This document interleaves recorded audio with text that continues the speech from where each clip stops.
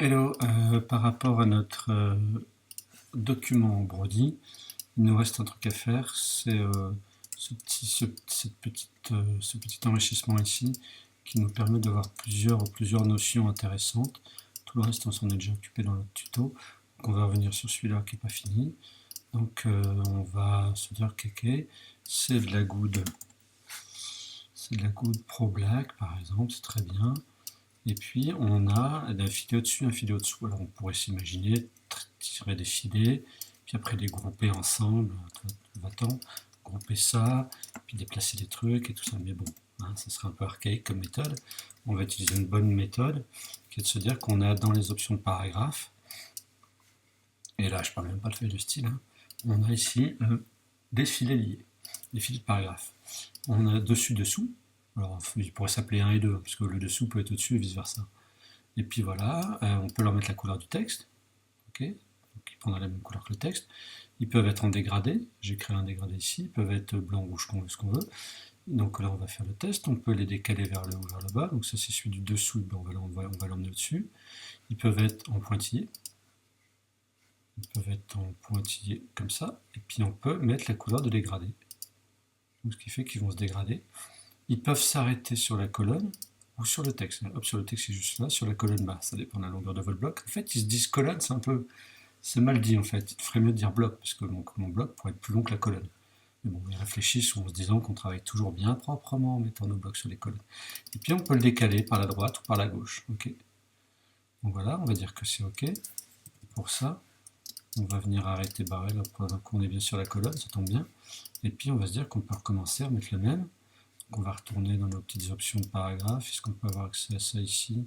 Absolument pas, monsieur Thomas, c'était bien tenté, mais non.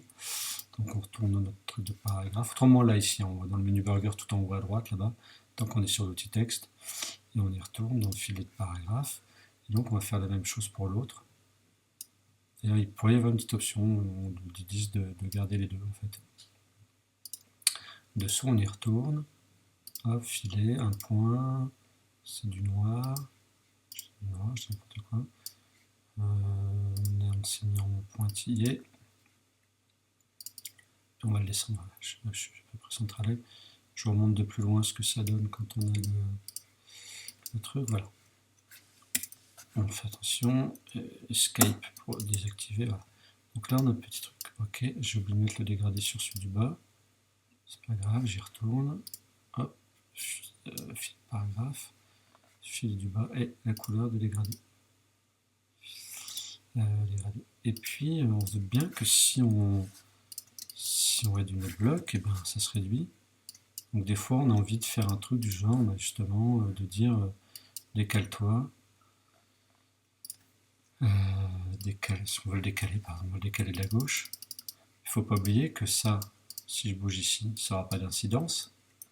Mais si je réduis mon bloc ici, ça me l'emmène avec, ok. Par contre, c'est si je réduis par la droite que ça peut avoir une incidence. Si j'y retourne et que je réduis par la droite, un fil de paragraphe, on va dire voilà, décalage de la droite, 20, bah, si je réduis mon bloc, ça me réduit encore. Donc on se doute bien que si on cale des fois, on peut avoir besoin de faire ça, de décaler un petit peu. Et ben, faut qu'on fasse attention à se dire que le décalage il est calculé par rapport au bloc initial. Donc voilà pour ces petites choses. Si on reste dans ce... Je vais prendre un bout de texte comme ça. Si on reste dans ces options de paragraphe, il y a des nouveautés qui sont assez intéressantes.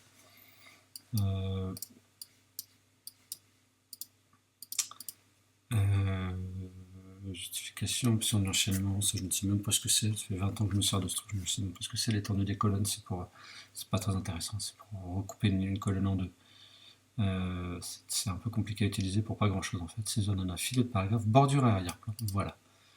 Bordure et arrière-plan, on a une jolie fenêtre, donc on peut mettre une bordure et un arrière-plan, comme son nom l'indique, sur un paragraphe. Alors ça veut dire quoi? Faisons le test, pas en se mettant là, mais en se mettant dans le paragraphe qui est ici. Qui lui-même, si on sélectionne plusieurs fois, vous voyez, le paragraphe, il fait tout ça. Alors on va faire mieux que ça, on va faire comme s'il y avait un retour à la ligne ici. Comme ça, on a un paragraphe qui est là, qui est quand même sur 2 colonnes. Ok, on va aller dans notre truc filet bordure et arrière-plan et on va voir ce qui se passe. On fait des tests. Si je mets une bordure, voilà, que je peux décaler, vous voyez, je suis en train de mettre tout simple, hein, sans me prendre la tête. Ça peut être vachement intéressant. Alors l'avantage de ce truc, vous vous doutez bien, c'est que si je rajoute du texte, ça suit. C'est assez magique quand même. Ok. Alors on va se faire un tour de paragraphe ici. Hop, suspendu. Hop, donc on sélectionne celui-là, on y retourne. Bordure arrière-plan paragraphe. Qu'est-ce qu'il nous propose dans les bordures? On peut décaler, pareil, on peut changer la couleur, on pourrait mettre des couleurs d'espace. C'est quoi une couleur d'espace? C'est un truc qu'on a déjà vu dans les guillemets, dans les trucs. Si on a des trucs qui sont en pointillés, on peut avoir une couleur autre. On peut avoir un truc qui est jaune et bleu. On peut mettre des arrondis.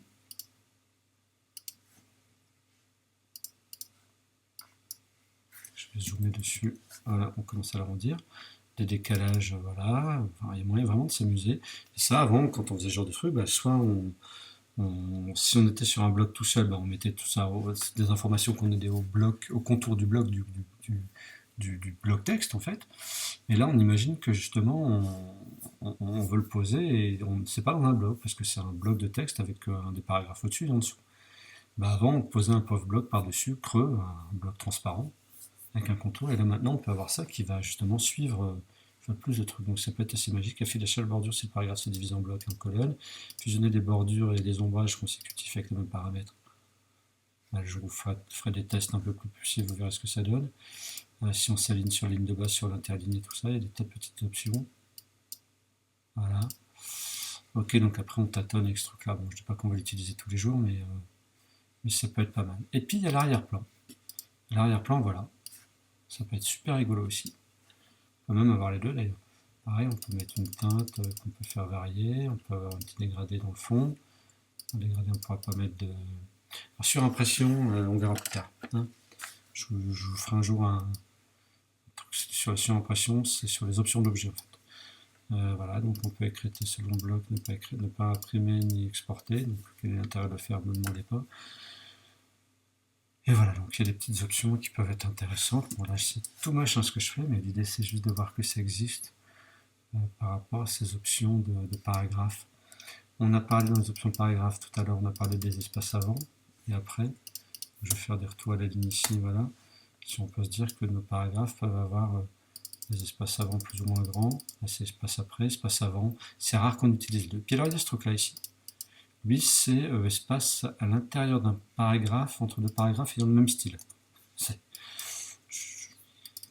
J'ai bataillé encore avec ce truc-là et je peux vous assurer que je capte pas toujours encore à quoi ça sert. Donc, là, il dit quoi dans l'information? La valeur espace entre les paragraphes sera utilisée uniquement si les paragraphes ont le même style. Ok, c'est un petit peu rock'n'roll et souvent, moi, l'espace après, c'est vraiment ce qui sert.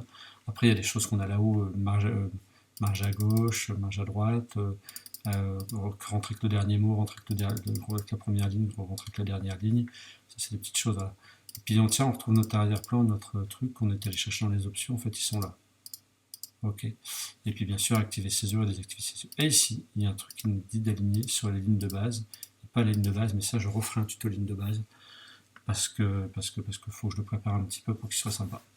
Voilà, merci à vous, salut.